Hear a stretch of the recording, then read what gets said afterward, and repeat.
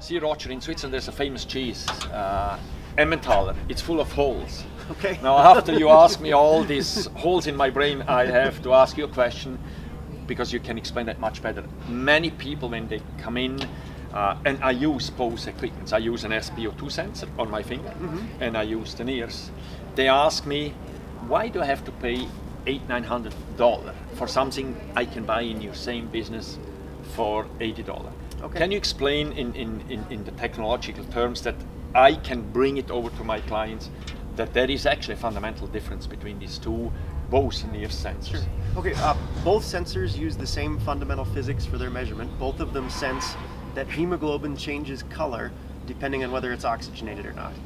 The difference between the devices is that the pulse oximeters are designed to measure arterial blood, and they do that by sensing the pulsations in the arteries. So the arteries get bigger and smaller with each heartbeat, and So that's why you see the pulse rate as well. That's exactly right. And when they key in on that, then only the arterial blood pulsates. The capillary blood and the venous blood does not pulsate. So by keying in on that, they can measure the arterial saturation.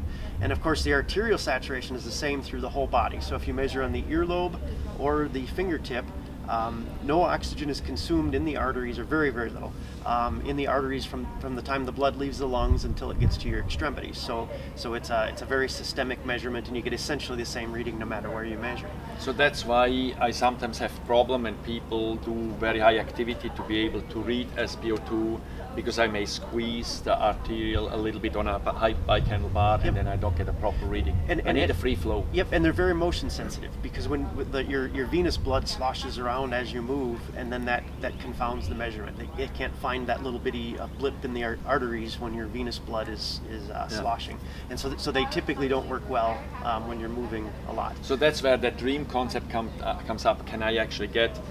I don't get a heart rate reading really with that. I only get a pulse reading. A pulse reading, exactly, No. exactly. Yep. But now the NIRS, or the Moxie, again, it's using that same physics, but it's making a steady state measurement, which is, it's more complicated, because now a lot of things that don't pulsate, like melanin and water, bilirubin, a lot of those are now in our way. They're optical things that we have to see through. But when we look steady state, we can see what's going on in the capillaries.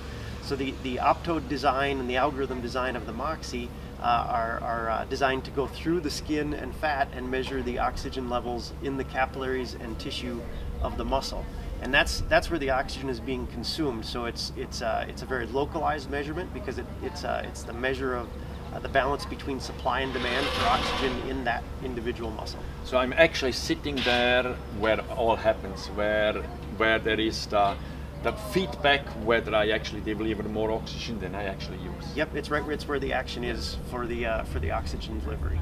So the primary difference is the pulse oximeter measures arterial saturation, the Moxie measures muscle oxygen saturation in the capillaries. I will be able to explain that now. All right. Thank you very much.